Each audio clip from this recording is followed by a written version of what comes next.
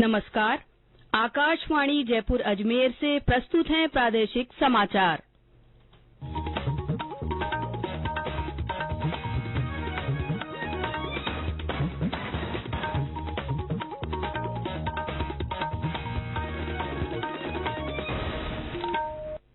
मुख्य समाचार।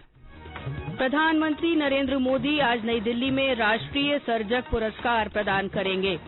राज्य सरकार ने सीएनजी की दरों में ₹2.5 प्रति किलो की कटौती की। अंतर्राष्ट्रीय महिला दिवस आज। इस वर्ष की थीम है महिला सशक्तिकरण में निवेश, प्रगति को बढ़ावा। और प्रदेश भर में आज महाशिवरात्रि का पर्व श्रद्धा और उल्लास के साथ मनाया जा रहा है।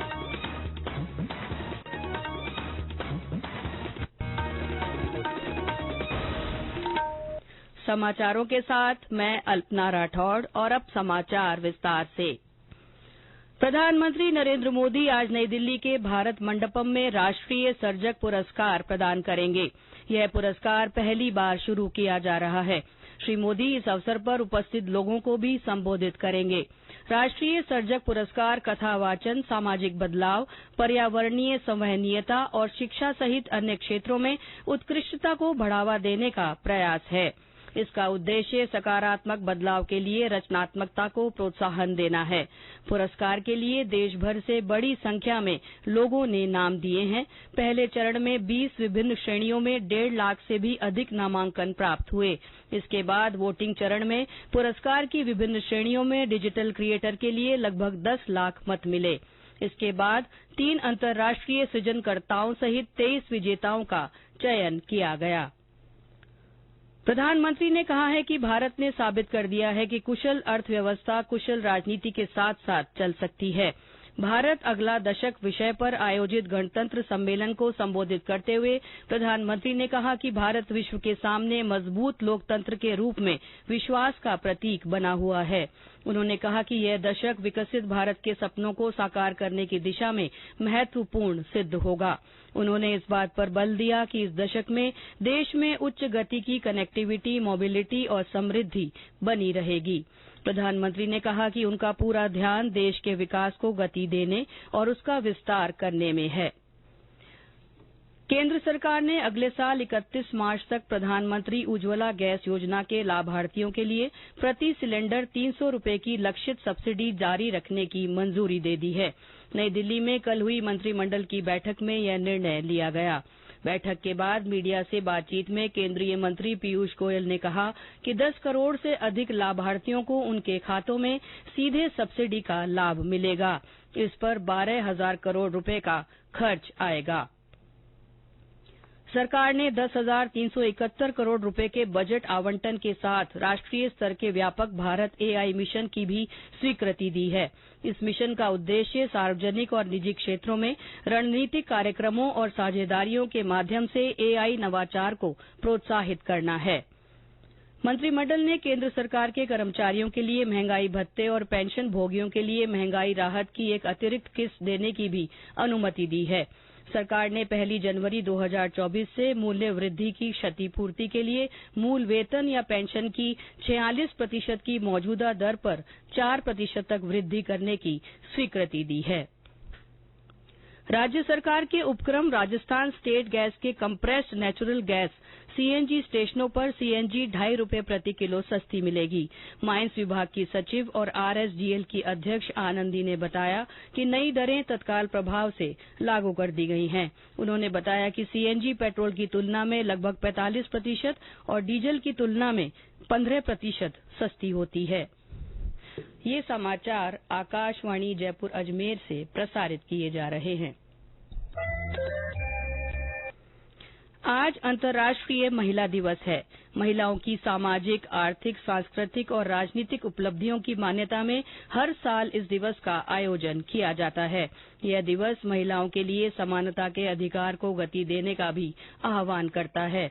इस वर्ष की थीम है महिला सशक्तिकरण में निवेश, प्रगति को बढ़ावा।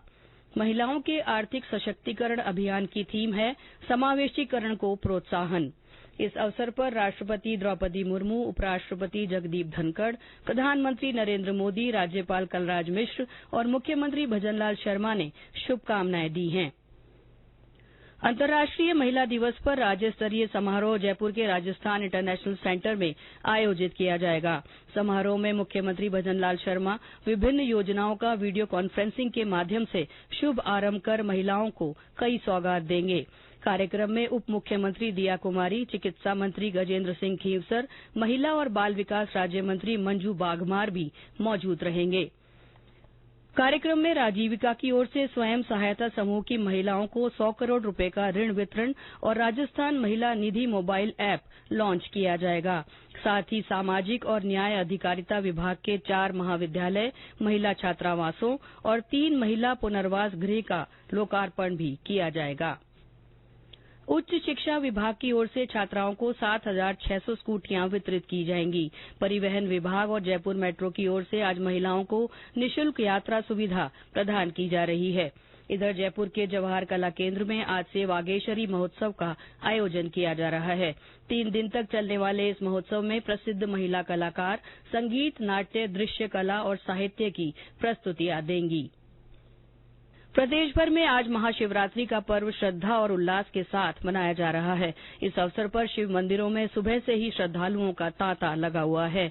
लोग मंदिरों में जल अभिषेक के साथ पूजा अर्चना कर रहे हैं। राजधानी जयपुर के ताड़केश्वर महादेव मंदिर और झारखंड महादेव मंदिर में विशेष सजावट की गई है। यहां अल सुबह से ही लोगों की भीड़ नजर आ रही है। भरतपुर में लोग बेलपत्र, दूध, इत्र, फल और गंगा जल से भगवान शिव का अभिषेक कर खुशहाली की कामना कर रहे हैं। ढोल नगाड़ों के साथ शिव मंदिरों में कावड़ चढ़ाई जा रही है। और ब्यौरा हमारे संवाददाता से।